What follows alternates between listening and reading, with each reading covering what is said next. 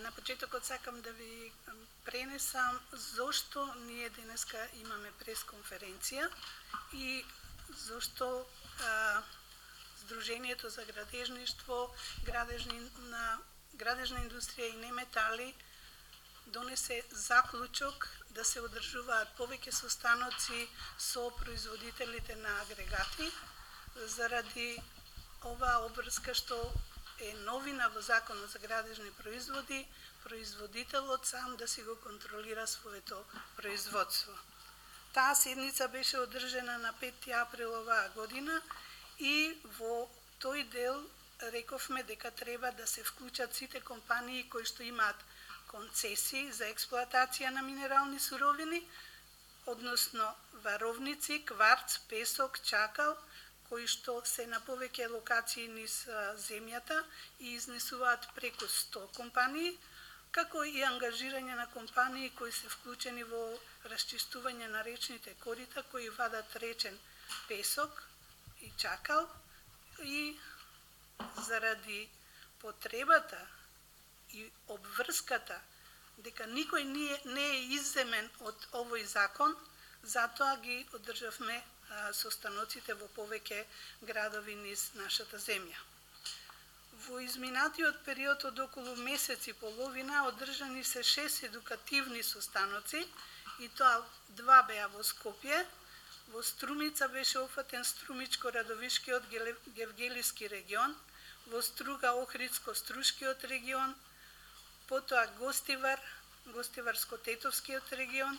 и Кавадарци беше опфатен Кавадаречкиот, Велешки, Неготински, Прилепски, Битолски регион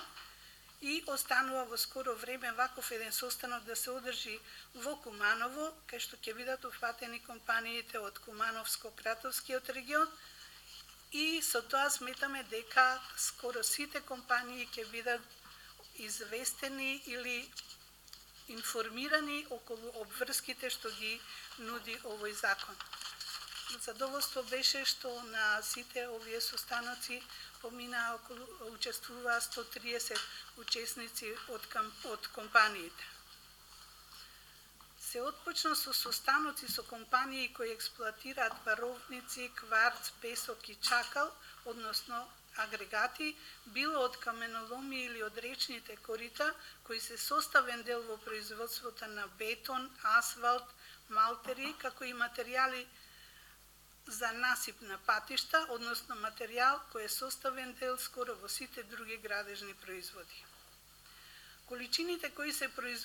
произведуваат од година во година бележан тренд на зголемување, така што само за илустрација, според званичните статистички податоци, во последните 2-3 години производството на варовнички камен се движи од 1000 до 1110.000 тони, потоа песок за градежништво од 120.000 до 150.000 тони, а кршен камен или дробен камен кој се употребува како агрегат за бетон, за насипување на патишта и други намени се движи од 350.000 до 400.000 тони. Само за мала споредба, кршен или дробен камен во 2012 година имавме производство од околу 60.000 тони, а во 2013 околу 100.000 тони. Треба да се напомене дека и песокот и чакалот кои се вадат од речните корита не се изземени од Законот за градежни производи. Проценка е дека од речните корита се вадат околу 200 до 300.000 метри кубни речен материјал кој се обработува во сепарации и се пласира на градежниот пазар. Во овој период има зголемување и на производството на бетон, кој се движи од 176.000 тони во 2010 и во 2016 година ово производство изнесува 340.000 тони, а истото се случува и во производството на малтери, така што во 2010 година се произведени 58.000 тони, а во 2016 година произведени се 82.000 тони. Ова беше една од причините што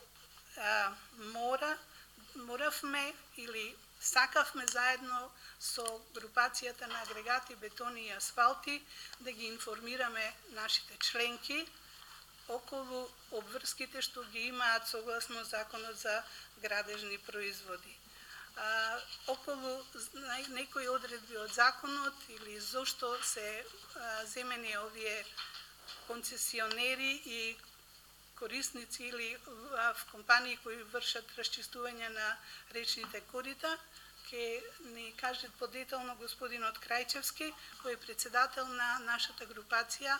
Агрегати, бетони и асфалти, или ние како што ја викаме ГАБА. Добар ден на сите и добре дојдовте. Групацијата на Агрегати, бетони и асфалти, или скратено ГАБА, одлучи да се разговара и да се презентираат новините на Законот за градежните производи од причина што имплементацијата е процес во кој секој субјект би требало да биде вклучен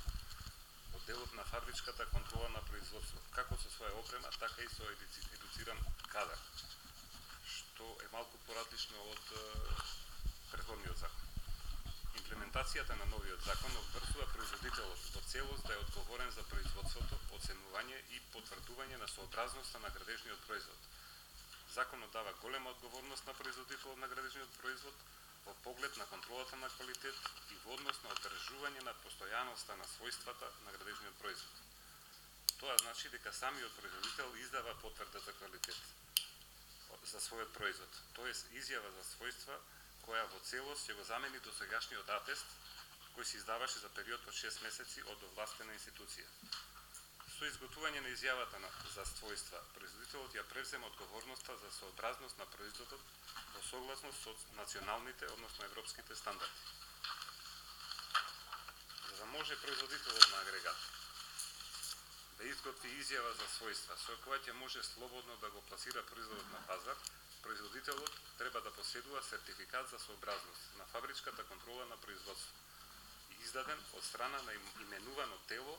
за сертификација на градежни производи. Именуваните тела за сертификација на градежните производи ќе спроведуваат и постојан надзор над фабричката контрола на производството со цел производителот да ја докаже постојаната контрола на квалитет и да ја потврди исполнетоста на барањата за сертифициран производ. Услов за држување на сертификатот е трајно и целосно задоволување на сертификационите критериуми од страна на производителот. Во Република Македонија имаме две именувани тела за сертификација на градежни производи од страна на Министерството за економија на Република Македонија. И истите се објавени на веб страната на Министерството. И за уште една компанија е во поставка на добивање на именување на како тело за сертификација. Агрегатите инаку се основни суровини за производство на голема палета на градежни производи. Па затоа се разговара за нив и се појаснуваат сите прашања и дилеми околу процесот на фабричката контрола на квалитет. Контролата на квалитетот е врзан ланец во кој покрај производителите на било кој градежен производ вклучени се и изведувачите и надзорните инженери, за кои планираме и посебна обука. Државната пазарна инспекција исто така е согласно закон е вклучена во низата на контролата на квалитетот на производот и нивни представници беа дел од овие наши разговори и презентации.